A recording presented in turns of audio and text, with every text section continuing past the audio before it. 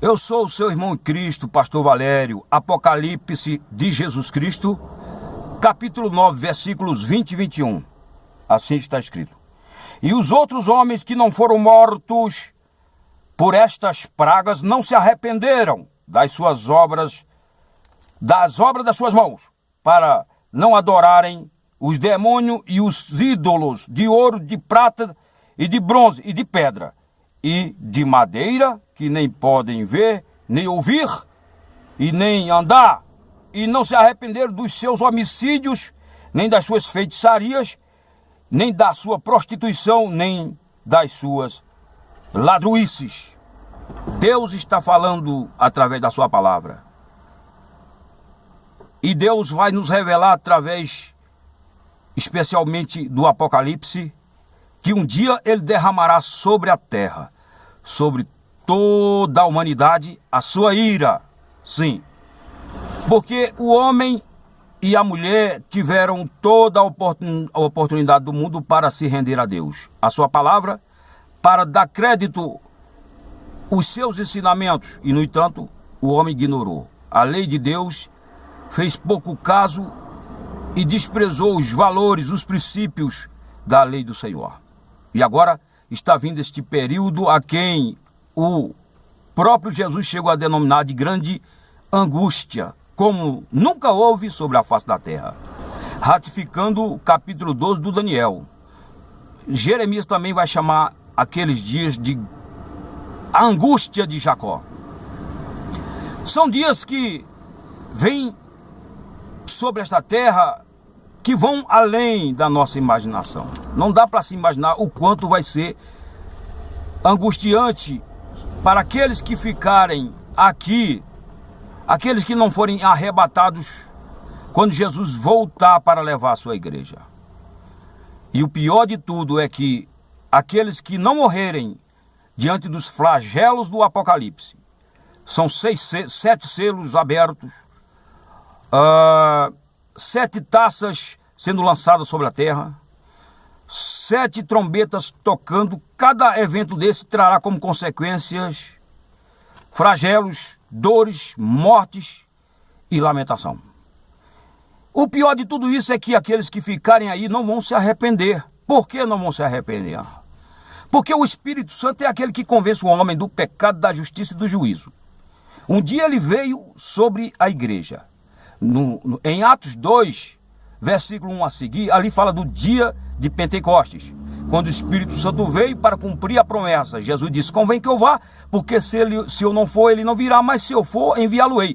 O Espírito de verdade que o mundo não pode receber, porque não crê e nem vê. Vós recebereis, e ele estará convosco e estará em vós. Então o Espírito Santo veio para ficar com a igreja, com cada um de nós que compomos a igreja de Jesus Cristo aqui na terra. Integramos o corpo dele, espiritualmente falando, aqui na terra. A palavra diz que nós somos templo do Espírito Santo. Quando Jesus levar a sua igreja, o Espírito Santo vai entregar a noiva ao noivo, que é Jesus Cristo. Lembra do episódio lá de Isaac, quando o seu pai Abraão pediu para Eliezer ir ao encontro de uma noiva para o Isaac? O Eliezer representa o Espírito Santo, é a figura do Espírito Santo. Abraão é a figura do pai e o Isaac é uma figura de Cristo. O Eliezer foi e encontrou a Rebeca, que é uma figura da igreja. Encontrou ela em volta de um poço de água. A igreja de Jesus Cristo é a igreja que está envolvida com a água. A água é a palavra. Está lá em João capítulo 15, versículo de número 3. Vós já estáis limpos pela palavra que eu vos tenho falado. 1 de Coríntios capítulo 4, versículo 15. Paulo diz que os coríntios ali foram gerados através do evangelho. Jesus foi claro em dizer que o homem precisa nascer da água, que é a palavra, e do Espírito Santo, e permanecer sendo guiado pelo Espírito Santo. Porque se ele não tiver o Espírito Santo, ele não é salvo. Está lá em Romanos 8, versículo 9. Aquele que não tem Espírito de Cristo, tal não é dele. Então nós vemos que o Espírito Santo é quem faz a obra em nossas vidas. É ele que nos salva, é ele que aplica a salvação em nós e permanece na direção das nossas vidas, independente do tamanho da luta que temos que enfrentar, do deserto que tivemos que encarar, porque o próprio Jesus foi levado ao deserto e ali ele ficou 40 dias e 40 noites sendo tentado pelo diabo, mas ele prevaleceu contra o diabo, porque ele estava ali sendo conduzido pelo Espírito Santo. É o que está escrito lá em Mateus capítulo 1, versículo 1 a seguir. Lá em Eclesiastes 9, versículo 8, lá é dito que em todo tempo seja alvo as tuas vestes, jamais falte o óleo sobre a tua cabeça. O óleo é um símbolo do Espírito Santo.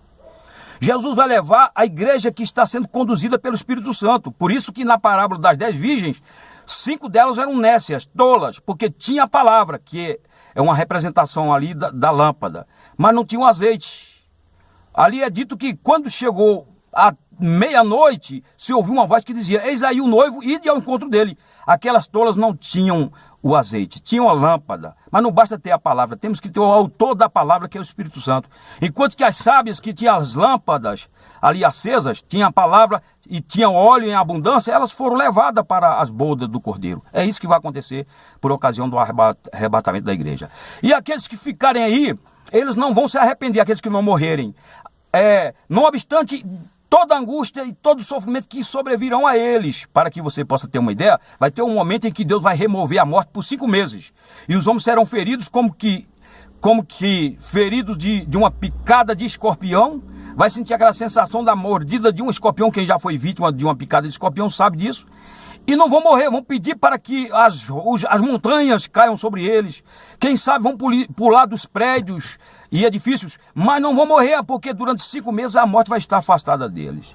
Que tragédia, que situação lamentável. Mas tudo isso vai acontecer por quê? Porque o homem não amou a verdade, ele teve todo o tempo do mundo, né, para amar a Deus, a palavra, e ele não amou. Está lá em 2 Tessalonicenses capítulo 2, versículo 11 e 12, lá é dito que Deus lhes enviará a operação do erro, a fim de que deem crédito à mentira, porque não amaram a verdade. E ali eles vão se submeter ao governo do anticristo. Ali o Paulo faz referência ao iníquo, ao filho do pecado, o filho da perdição, diante do qual os homens estarão se submetendo. Apocalipse 13 confirma isso, dizendo que o mundo inteiro vai andar após a besta e dizer quem é como a besta e quem pode pelejar contra ela.